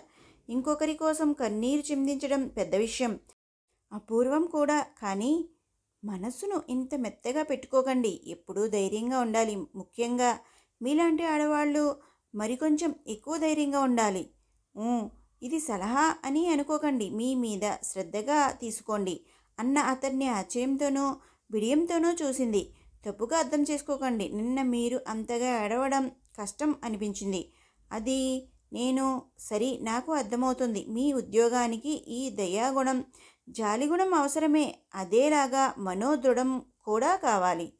సరే సార్, నాకు పనికి టైం అవుతుంది. ఓకే, వెళ్ళిరండి, నేను బయలుదేరుతాను. అతను బయటికి వెళ్ళగా సన్నటి నవ్వుతో ఆసుపత్రి లోపలికి వెళ్ళింది. ఎప్పుడూ చేసే పని అయినప్పటికీ ఒళ్ళు మనసు బాగా ఉత్సాహంగా ఉంది. ఆ ఉత్సాహం ముఖంలో కనబడగా సంధ్య నవ్వుతూ అడిగింది, ఏం సిస్టర్, చాలా సంతోషంగా ఉన్నారు? లేదే, ముఖమంతా ఇంత ప్రశాంతంగా ఉందే. అలాగా, ఎవరు మేడం ఆయన? ఎవరు? అదే, మిలిటరీ స్టిఫ్నెస్తో ఒక ఆయన వచ్చి వెళ్ళారే, ఈ ఏరియా ఇన్స్పెక్టర్ అట. అలాగా, నేను చూడలేదే, నాకు తెలియదు. కానీ ఆయన మీ గురించి అడిగారే అన్న ఆమెను ఆశ్చర్యంతో చూసింది.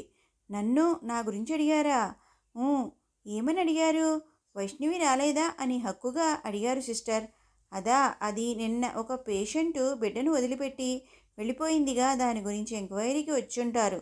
దాని గురించి కూడా విచారించారు. కానీ మిమ్మల్నే ఎక్కువసేపు వెతికారు. నేను కూడా మీకు తెలిసిన ఆయన అని అనుకున్నాను.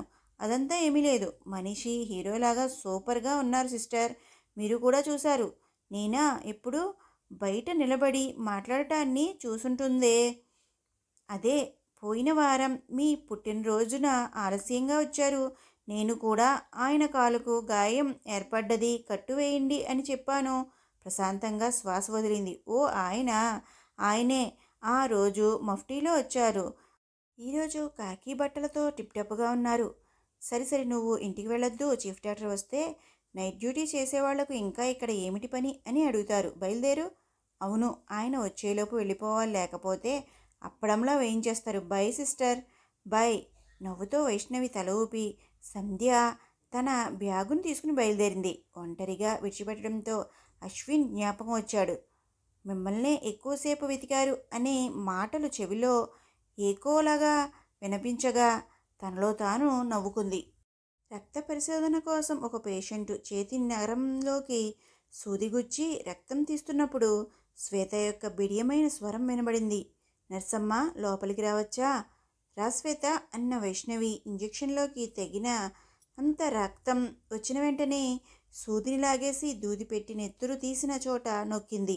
ఈ దూదిని కొంచెం సేపు అలాగే నొక్కి ఉంచుకోండి. మీరెళ్ళి డాక్టర్ని చూడండి. రిపోర్టు డాక్టర్ దగ్గరకు వెడుతుంది. సరేనమ్మా అని ఆయన బయటికి వెళ్ళగా ఇంజెక్షన్ జాగ్రత్తగా ఉంచుతూనే పిలిచింది. రా శ్వేత, కూర్చో. డాక్టర్ను చూసావా? ఇప్పుడే వస్తున్నా. తిన్నగా మీ దగ్గరికే వచ్చాను. చెప్పు. ఫోటో అడిగారేమ్మా, తీసుకొచ్చాను. ఫోటోవా? ఓ, నీ భర్త ఫోటోనా? ఇవ్వు చూద్దాం.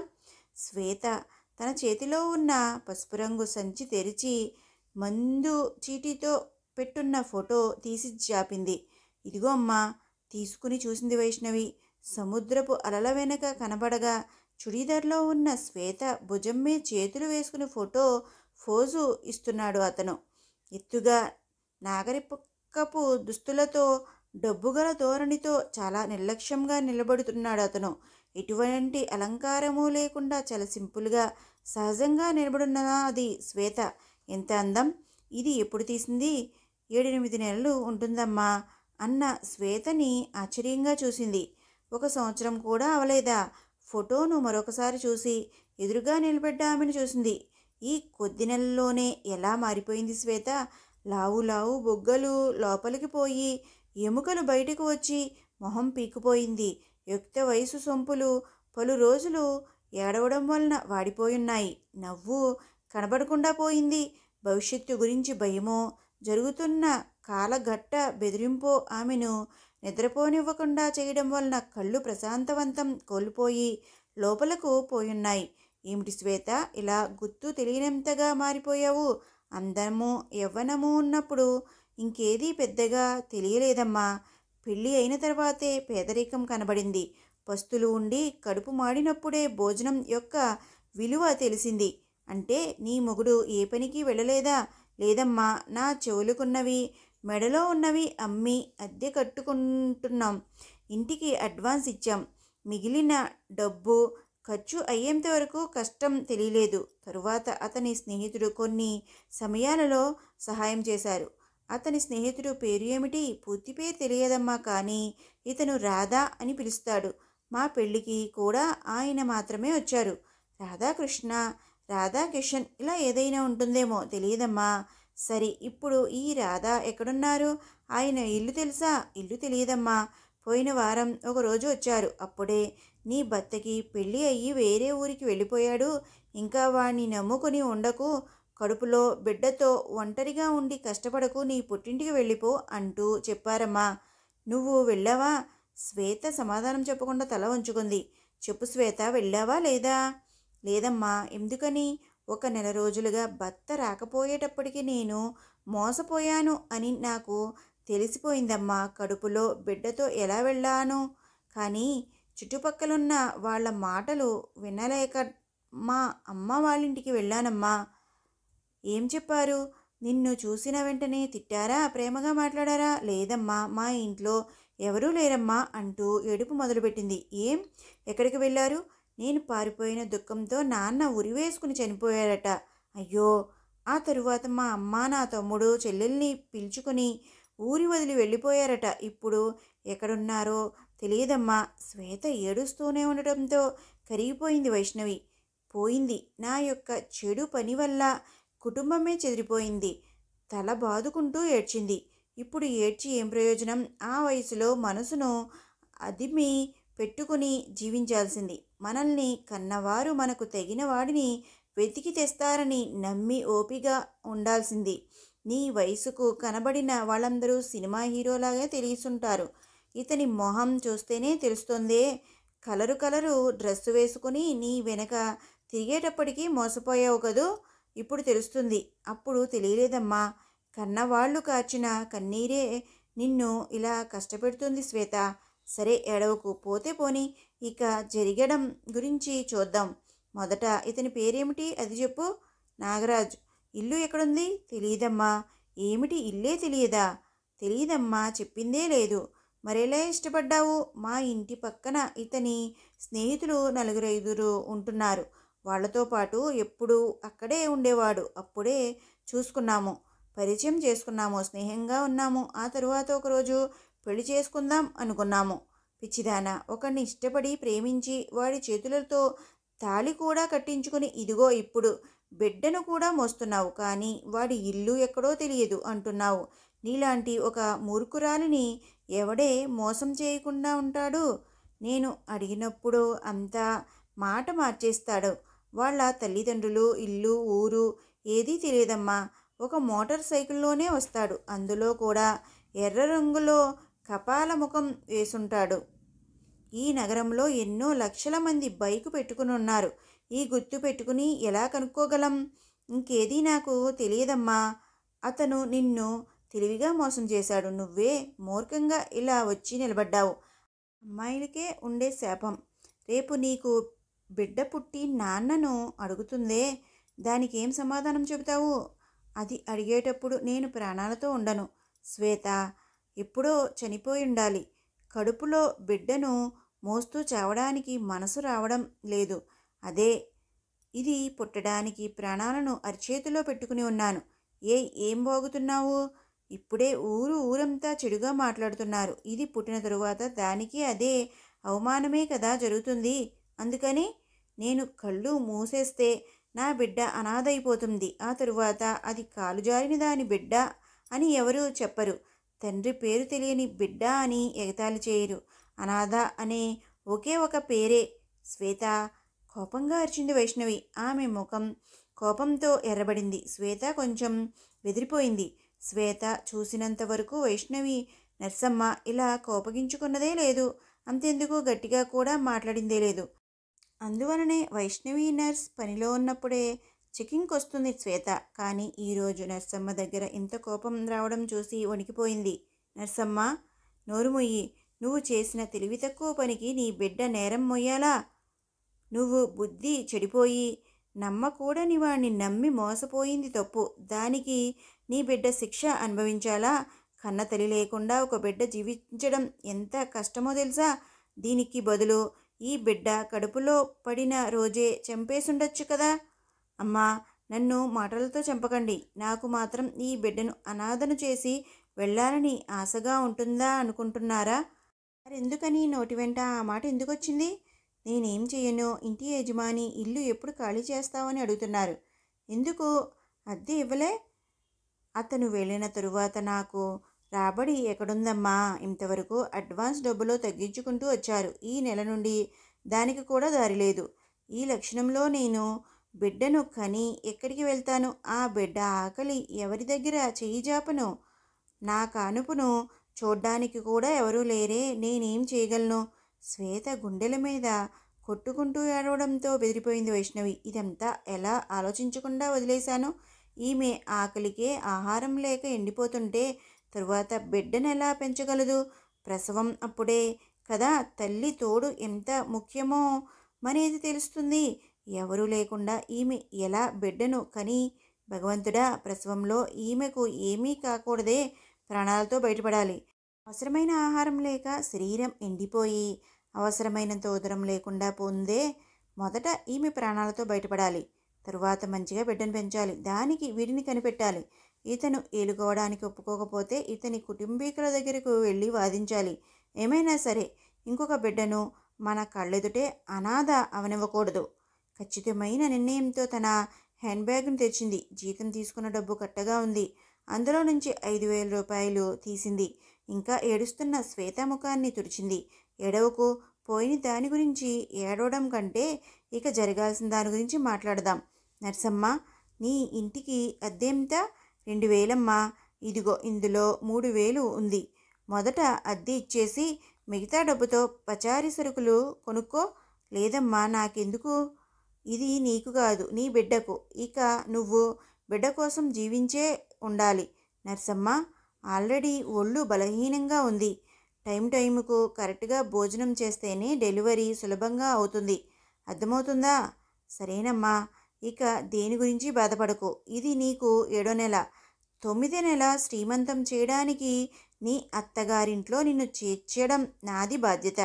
అమ్మా, ఇదంతా జరుగుతుందా? జరుగుతుంది, జరిపిస్తాను. బిడ్డ పుట్టేటప్పుడు నువ్వు ఒంటరిగా ఉండవు. నీ చుట్టూ నీ కుటుంబం ఉంటుంది. అమ్మా, అతనికి ఇంకో పెళ్లి జరిగి ఇష్ అది నిజమో అబద్ధమో, నిజంగానే ఉన్నా నీకు వాళ్ళు ఒక దారి చూపే కావాలి కదా. మాట్లాడి చూద్దాం. ఒప్పుకుంటే సరి, లేకపోతే పోలీసుల మూలంగా వెళ్దాం. అయ్యో, పోలీసులా? ఎందుకు భయపడతావు? నాకు తెలిసిన ఒక ఆయన పోలీసుగా ఉన్నారు. ఆయన దగ్గర ఈ ఫోటో ఇచ్చి వెతికించమని చెబుతాను. ఎలాగో దొరుకుతాడు, భయపడకు.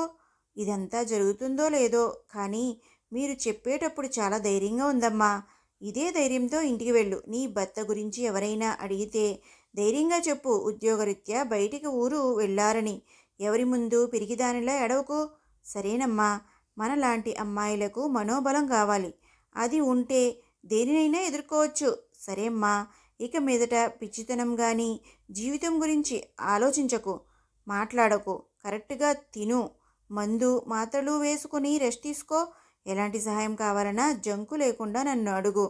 అడుగుతాను నర్సమ్మ, మీరు నా దేవత, కులదేవత. పెద్ద మాటలు ఎందుకు? పొద్దున్న తిన్నావా? ఇంకా లేదమ్మా, టైము 1 గంట అవుతుంది. ఇలా తినకుండా ఉంటే ఒళ్ళు ఏం కాను.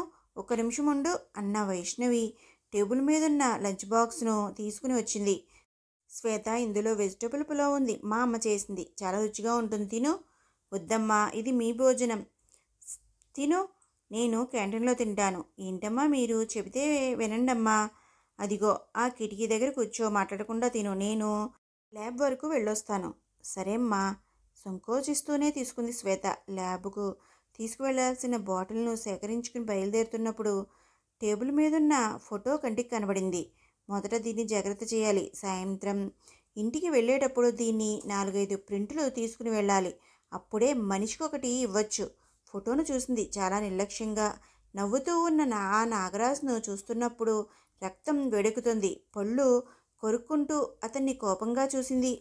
మేనక కూతురు ఇచ్చిన జీతం డబ్బును మళ్ళీ లెక్కబెట్టింది. అయోమయంతో కూతుర్ని చూసింది. వైషు, ఏంటమ్మా, జీతం తీసుకుంటున్నప్పుడు లెక్కపెట్టి తీసుకున్నావా? ఓ, మర్చిపోయానమ్మా, నేను కొంచెం డబ్బు తీశానమ్మా. ఏమిటి ఖర్చు? అమ్మా, శ్వేత అని ఒక అమ్మాయి గురించి చెప్పానే, దానికి ఇచ్చానమ్మా. పాపం, ఇంటి అద్దె ఇవ్వలేక తిండికి కూడా గతి లేక కష్టపడుతుందమ్మా. అందుకని 3,000 రూపాయలు తీశాను. పాపం అమ్మా, కడుపుతో ఉంది, ఆకలితో కష్టపడుతుంది. మన వల్ల అయిన సహాయం చెయ్యొద్దా? అది సరే అక్క, కానీ ఆ డబ్బు నీ పెళ్లి కోసం చేర్చి పెడుతున్న చీటి డబ్బులయిందే. రాత్రి డిన్నర్ కోసం చపాతీలు రెడీ చేస్తున్న చెల్లి సరోజ అడిగింది. ఎప్పుడో జరగబోయే పెళ్లి కోసం సేవింగ్ చేయడం కంటే కళ్ళ ఎదుట కష్టపడుతున్న ఒక గర్భవతికి సహాయం చేయడం పెద్ద విషయం కాదా? నిజమే, అయినా కానీ అమ్మా, ఆమె పాపం అమ్మా, ఆమెకు ఎవరు లేరు. నాతో చాలా ప్రేమగా ఉంటుంది. నాకు ఆమె మీద చాలా అభిమానం. సరే వదులు, నేను సర్దుకుంటాను. నాన్న, ఒక్క నిమిషం టీవీ ఆఫ్ చేసి ఇటు వస్తారా? మురళి, నువ్వు కూడా రా. ఏంటక్క? చదువుకుంటున్న పుస్తకాన్ని మూసేసి వచ్చాడు. చక్రవర్తిను లేచి రావడంతో అలమారులో ఉన్న తన హ్యాండ్ బ్యాగ్ను తెరిచి ఫోటో ఉంచిన కవర్ జిప్పును తీసింది వైష్ణవి. ఏంటక్క ఇది? చెప్తాను నాన్న, ఇదే ఆ శ్వేత యొక్క భర్త అంటూ ఆయనకు ఒక ఫోటో ఇచ్చింది. తల్లి దగ్గర, చెల్లి దగ్గర, తమ్ముడి దగ్గర తలా ఒక ఫోటో ఇవ్వగా అందరూ అయోమయంతో తీసుకున్నారు. ఏంటమ్మా మాకు ఇది? నాన్న, ఈ ఫోటోలో ఉన్న అతన్ని బాగా చూడండి, ఎక్కడన్నా చూసారా? వైష్ణవి ఆతృతతో అడగగా ఫోటోను చూసి పెదవులు విచ్చాడు చక్రవర్తి. లేదమ్మా, ఈ ఫోటో నీ దగ్గర ఉండని నాన్న. ఒకవేళ వీడిని ఎక్కడైనా చూస్తే మెల్లగా మాటలు కలిపి మీతో ఉంచుకుని నాకు ఫోన్ చేయండి నాన్న. నీకా? దేనికమ్మా? ఇతన్ని ఎలాగైనా కనిపెట్టి శ్వేత దగ్గరికి చేర్చాలి. ఏమిటే ఇదంతా? నీకెందుకు ఈ పనంతా? మేనక కొంచెం ఆందోళన పడింది. పాపం ఆ శ్వేత వీడిని నమ్మి వీడితో వచ్చేసి జీవితాన్నే పోగొట్టుకొని నిలబడింది. మన వల్ల అయినా సహాయం, అది ఆమె తలరాత. దానికి మనం ఏం చేయగలం? అమ్మా, నీకు ఆమె మీద జాలి ఎక్కువగా ఉంటే ఇప్పుడు చేసినట్టు డబ్బో వస్తువో ఇచ్చి సహాయం చెయ్యి. అది వదిలేసి ఎవరినో ఒకడిని వెతికి పెట్టుకోవాలని తిరగకు.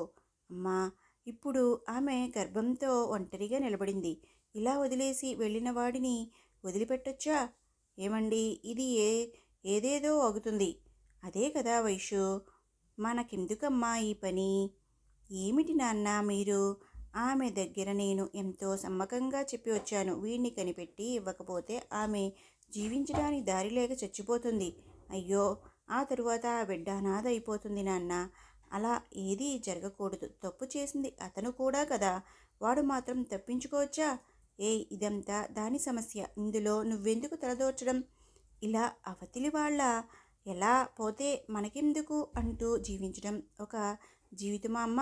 కళ్ళెదురుగా ఒక ఆడది కష్టపడడం చూస్తూ ఉండమని చెబుతున్నారా? వైషు, నువ్వు చెప్పేది కరెక్టేనమ్మా. ఒకవేళ అతను మన కళ్ళల్లో పడినా ఎలా ఆ అమ్మాయితో కలపగలం? మాట్లాడాలమ్మా. ఆమె పరిస్థితిని ఎత్తి చెప్పాలి. మెంటల్లాగా మాట్లాడకు. అతని పేరు తప్ప ఇంకేమీ ఆ అమ్మాయికి తెలియదని చెబుతున్నావు. పెళ్ళి కూడా ఏదో రోడ్డు సైడు గుడిలో ఎవరికీ తెలియకుండా చేసుకున్నారు. అలాంటి కేడి వెధవ నువ్వు మాట్లాడిన వెంటనే మనసు మార్చుకుని ఆమెతో కాపురం చేయడానికి వచ్చేస్తాడా? కొంచెం కోపంతో చెప్పింది. అమ్మా, ఆమెను వద్దని వదిలేసి వెళ్ళిన వాడిని ఆమె ఎవరో తనకు తెలియదని చెబితే ఏం చేస్తావు? ఆ అమ్మాయి దగ్గర ఏ ఆధారమూ లేదే. అవును, మరెట్లాగే ఇది సరిచేయగలం? అనవసరంగా ఊరి సమస్యలో తలదూర్చి తగులుకోకు, చెప్పేది విను. అయితే శ్వేత యొక్క పరిస్థితి? వైష్ణవికి గొంతు అడ్డుపడింది. మనం ఏం చేయగలం? కన్నవారిని ఏడిపించి వచ్చేసిందే, అది ఎంత పెద్ద పాపం. చేసిన పాపానికి అనుభవించని. వద్దమ్మా, పాపం అమ్మా. ఆమె ఇంతవరకు చాలా కష్టాన్ని అనుభవించింది. ఇప్పుడు తన ప్రాణం తీసుకోవాలనుకునేంతవరకు వెళ్ళింది. అదే ఆమె విధి అయితే మనం ఏం చేయగలం? లేదమ్మా, అలా వదిలిపెట్టకూడదు. మనం ఏదైనా చేసే తీరాలి. నేను చెప్తూనే ఉన్నాను అమ్మా. మురళి అడ్డుపడ్డాడు. ఏమిట్రా? అక్కయ్య చెప్పడంలో ఏం తప్పుంది? ఏమిట్రా చెబుతున్నావు? అవునమ్మా, మన కుటుంబం, మన ఇల్లు అంటూ అందరూ స్వార్థంగా ఉంటే ఎలాగమ్మా? మన వల్ల చేయగలిగిన సహాయమే కదా చేయమంటుంది అక్కయ్య. చేద్దామే. మురళి, ఏమిట్రా నువ్వు అర్థం చేసుకోకుండా మాట్లాడుతున్నావు? అతనెవరో, ఎక్కడివాడో, ఎటువంటి వాడో ఒక అమ్మాయిని మోసం చేసి పెళ్లి చేసుకుని వదిలేసి వెళ్ళినవాడు ఎలారా మంచివాడుగా ఉంటాడు? ఇదేమో పెద్ద సాహసురాలు లాగా వాడిని వెతికి కనిపెడతాను అంటూ బయలుదేరి ఏదైనా సమస్యను తీసుకురాబోతుంది. అమ్మా, ఇది సాధారణ విషయం. దీనికి పోయి ఎందుకు ఇంత ఊహించుకుంటున్నావు? నేను థ్యాంక్ యూ మురళి అన్న వైష్ణవిని నవ్వుతూ చూశాడు. నాకెందుకక్క థ్యాంక్స్ అంతా? నువ్వైనా నన్ను అర్థం చేసుకున్నావే. ఆ శ్వేత చాలా పాపం రా. ఎలా ఏడ్చిందో తెలుసా? ఆమెకు సహాయం చేయడానికి ఎవరూ లేరురా. అదే మనం ఉన్నాం కదక్కా. నువ్వేమీ భయపడకు. నేను ఈ ఫోటోను నా స్నేహితులందరి దగ్గర చూపిస్తాను. సరోజ, నువ్వు నీ స్కూలు టీచర్ దగ్గర చూపించు. అమ్మా, నువ్వు కూడా బయట మార్కెట్టు, గుడి అని వెళ్ళే చోట అతన్ని చూస్తే చెప్పమ్మా. మన వల్ల ఒక అమ్మాయి యొక్క జీవితం తిరిగి దొరుకుతుందంటే సంతోషమే కదా. మీరంతా ఎవరో ఒక అమ్మాయి యొక్క జీవితం గురించి మాట్లాడుతున్నారు. నేను నా కూతురి యొక్క జీవితం తలుచుకొని భయపడుతున్నా. అక్కయ్యకు ఏమీ కాదమ్మా, నేనున్నాను కదా. నువ్వు చిన్నపిల్లవాడివిరా, నీకేం తెలుసు? మేము దానికి వరుణ్ణి చూస్తున్నాము. ఈ టైంలో అవసరమా లేని సమస్యను లాక్కొచ్చి నిలబడుతుందే ఇది. మేనక అదుద్దాగా చెప్పగా ఆశ్చర్యపోయింది వైష్ణవి. ఏమిటి వరుణ్ణా? ఎవరికి? ఇదేం ప్రశ్న? నీకేనే. నాకెందుకమ్మా అంత తొందరపడతావు? ఇంకా కొన్ని రోజులు పోని, ఇంకా ఎన్ని సంవత్సరాలే ఇలా చెబుతావు?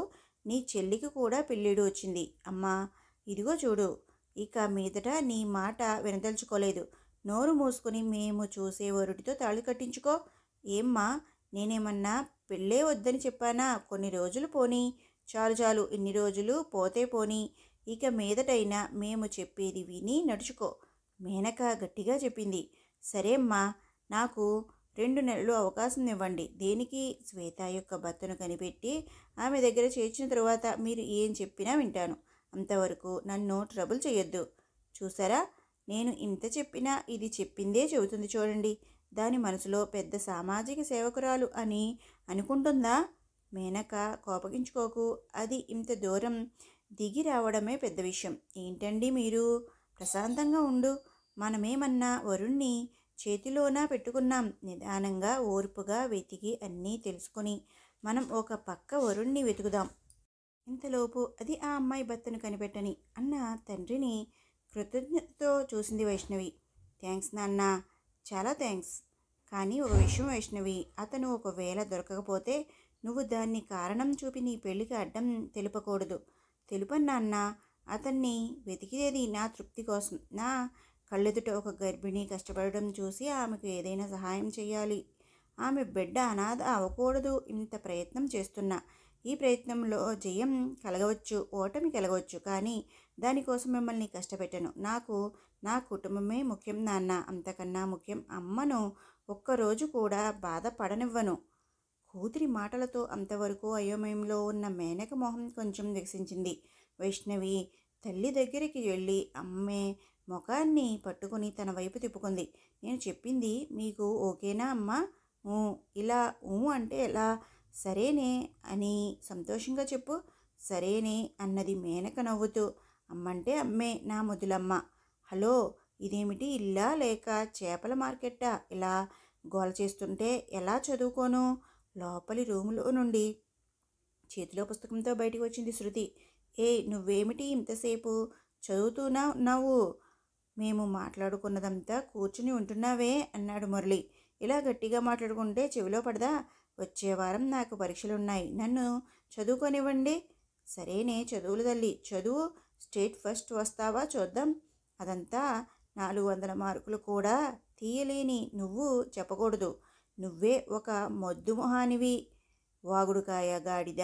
ఎవరినే మొద్దుమొహం అంటున్నావు? మురళీకృష్ణ కొట్టడానికి చెయ్యెత్తి శృతి తల్లి వెనుకకు వెళ్ళి దాక్కుంది. మొదలుపెట్టారా? రేయ్, నువ్వేంటి చిన్నపిల్లాడిలాగా ఆటలు? పో, వెళ్ళి చదువుకో. కసురుకున్న మేనకను కోపంగా చూస్తూ వైష్ణవి ఇచ్చిన ఫోటోను తీసుకుని వెళ్ళాడు మురళి.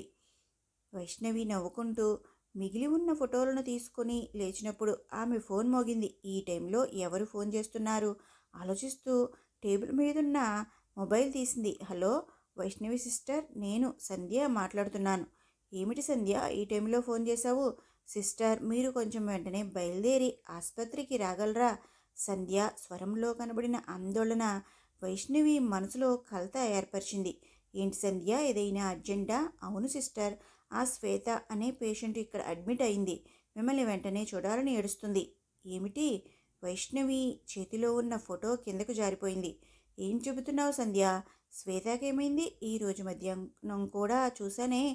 ప్రసవ నొప్పులు లాగుంది సిస్టర్. లేదు, ఇది 7వ నెలే కదా. ఏమిటనేది తెలియడం లేదు. బ్లీడింగ్ అవుతుంది.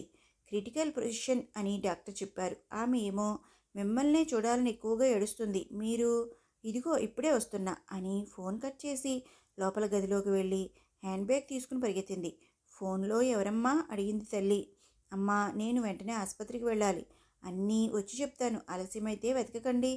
ఏయ్, ఏమిటే ఇది? టైము 10 అవుతుంది. అమ్మా ప్లీజ్. అక్కడ శ్వేత చాలా సీరియస్ కండిషన్లో ఉందట. నన్ను చూడాలని చెబుతుందట. నేను వెంటనే వెళ్ళాలి. నాన్న, కాస్త బండి తీస్తారా? అర్జెంటుగా అడుగుతూనే చెప్పులు వేసుకుంది. అరేరే, బండి పంచర్ అయింది. పంచర్ అతికించడానికి ఇచ్చానమ్మా. అతికించాడా అనేది చూసొస్తానమ్మా.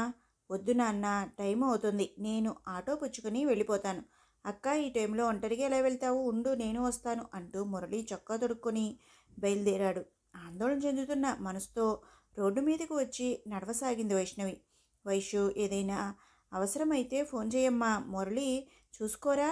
మేనక వాకిట్లో నిలబడి గట్టిగా అరిచి చెప్పగా వైష్ణవి చెవిలో అది పడలేదు. మనసంతా శ్వేత జ్ఞాపకం ఆక్రమించుకొనున్నది.